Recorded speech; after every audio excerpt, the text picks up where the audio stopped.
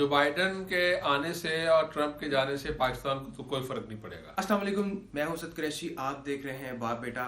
इस हफ्ते दो अहम वाक़यात रूनुमा हुए। अमेरिका के सदर जो बाइडन ने हल्फ उठाया, उसके बाद पाकिस्तान भर में तेल और कीमतों में इजाफा कर दिया गया है और जो बाइडन ने आते साथ ही अहम ऐलानात भी किए हैं। कुछ मुस्लिम ममालिक के वीज़े भी खोल दिए हैं और मुसलमानों के साथ ताल्लुकात को बहाल और अच्छा करने की भी उम्मीद दिलाई है।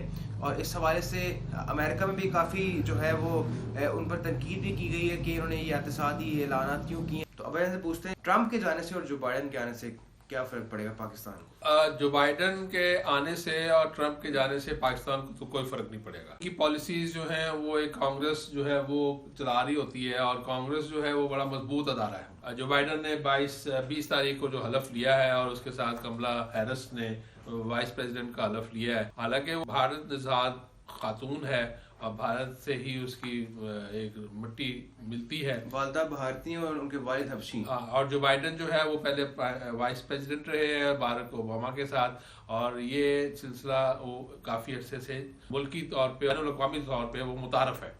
यहाँ पाकिस्तान में भी वो उन्होंने कैली रोगल बिल जब मुतारफ़ करवाया था तो उसके अगेंस्ट जहाँ मुजाहरे भी हुए थे और जमात इस्लामी ने ख़ास तौर पे बहुत बड़े एक मूव चलाई थी उसके अगेंस्ट।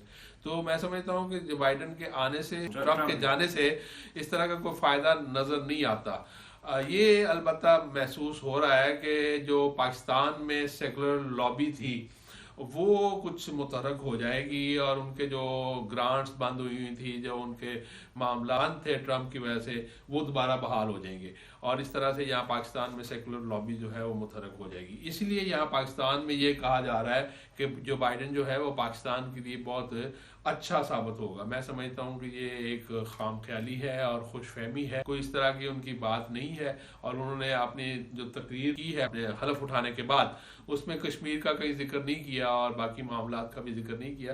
ठीक है, ये पाबंदियाँ उठा ली हैं, वो एग्जीक्यूटिव ऑर्डर जारी कर दिए हैं 17, और उनमें वो एग्जीक्यूटिव ऑर्डर्स हैं जो कि ट्रंप ने उनको वापस किया था और उन्होंने उनको बहाल कर दिया। कोई नई चीज़ सामने नहीं आई। कमला हैरिस से भी कोई इतनी तवक्को नहीं है और वो एक ऑप्शन है।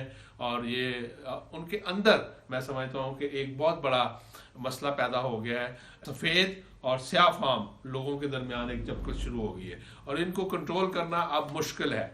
मैं समझता हूँ कि अब जो आइंदा के हालात हैं अमेरिका के लिए कोई इतने अच्छे नहीं हैं और ये टूटने की तरफ बढ़ रहा है। और जैसे रशिया को लोग कहते थे कि वो नहीं टूटेगा और गर्म पानियों तक आएगा पाकिस्तान के जो कराची और इस तरह के इलाकों तक, और यही सूरत हाल अमेरिका ने पैदा की हुई थी। तो अब मेरा ख्याल है कि वो खुद अपनी जंग, अपनी मौत आप मरने की तरफ चल पड़ा है और उसके कुछ संभालने के इम्कानात बहुत कम है। पाकिस्तान में जो तेल की कीमतों में इजाफा होता चला जा रहा है और आए दिन हम देखते हैं लाहौर में खुसूसी तौर पे कूड़े के ढेर लगे हुए हैं। कभी सफाई होती है, कभी नहीं होती। कभी किसी मिनिस्टर के जो है वो को कलमदान सौंप दिया जाता है कि आपने सफाई करनी है, उनके अपने इलाके में सफाई नहीं हो पाती। तेल की कीमतों में इजाफा होता चला जा रहा है, सब्जी की कीमतों में इजाफा होता चला जा रहा है, चिकन जो है वो महंगा होता जा रहा है। गरीब आदमी क्या करे? गरीब आदमी सब्र करे, क्योंकि जब इंतखाब का वक्त आता है तो उस वक्त गरीब आदमी जो है वो चंद टके लेके अपने वोट को बेच देता है। ये ठीक नहीं है। पाकिस्तान की इंतखाबी सियासत में ये मफरूज़ा है या ये जो अमल है ये ठीक नहीं है। इसको ठीक होना चाहिए। गरीब आदमी को उस वक्त जब इंतखाब का वक्त आता है और उसको पर्ची डालने का एक मौका दिया जाता है, उस वक्त सोच समझ के वो इंतखाब करे और इंतखाब करने के बाद वो फिर बाद में अच्छे लोगों को लेके आए। तो देखें पाकिस्तान में इस वक्त जो महंगाई है वो खुद हुकूमत वक्त कह रही है कि बहुत ज़्यादा महंगाई हो गई है। खुद हुकूमत वक्त कह रही है कि भी हमें मजबूर हैं हम तेल की कीमत बढ़ाने में, बिजली की कीमत बढ़ाने में। अभी ये टैरिफ बढ़ाया है उन्होंने, तो टैरिफ के अंदर पर यूनिट के हिसाब से उन्होंने इजाफा किया है 1.96 और इस तरह से ये जो पेट्रोल में अब 10 रुपये का पेट्रोल हो गया।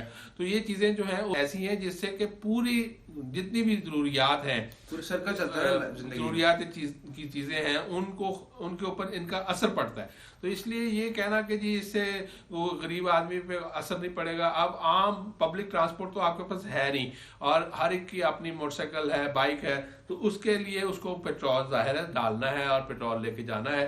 तो ये जो सोच है, ये तरीका कार है, ये ठीक नहीं है। इसका वाहिद हल यही है कि यहाँ पे एक बहुत अच्छी क़यादत को मुंतखब किया जाए और नेक नाम लोगों को मुंतखब किया जाए। अभी आपने कूड़े की बात की है, कूड़े के लिए यहाँ लाहौर में एक मूव चलाई और एक जमात इस्लामी के लोगों ने मूव चलाई और चला रहे हैं, लेकिन वो क्रेडिट जो है वो अब मियाँ असलम साहब और बाकी लोग ले जा रहे हैं कि ये हमने, और बुज़दार सरकार ले जा रही है कि हमने कर दिया।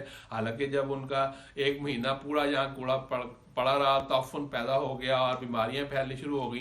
अब ये कोरोना रो रहे हैं, तो ये जो बीमारियों का ढेर इन्होंने खुद लगाया और बीमारियां फैलने की तरफ लेके गए लोगों को, उनको मजबूर किया, तो ये कोरोना का इस पे क्या असर पड़ता है? मैं समझता हूँ कि ये बिल्कुल गलत रवैया है हुकूमत पाकिस्तान का, हुकूमत पंजाब का, और इसको उनको दोबारा से देखना चाहिए और आवाम को इसके ऊपर एहतजाज रिकॉर्ड करवाना चाहिए। बिल्कुल जी, हुकूमत वक्त को संजीदा होना पड़ेगा, आवाम की मुश्किलात को हल करना पड़ेगा, और दुआ है कि अल्लाह ताला हमारे मुल्क का हामी नासिर हो और हमारी मदद फरमाए, और हमारे जो मुस्तहिकीन हैं, हमारे जो लोग ज़रूरतमंद हैं, उनकी मदद करे और उनके लिए आसानियाँ पैदा करे। हमारे YouTube चैनल सब्सक्राइब करना मत भूलिएगा। नए आने वाली तमाम वीडियो से अपडेट रहिएगा।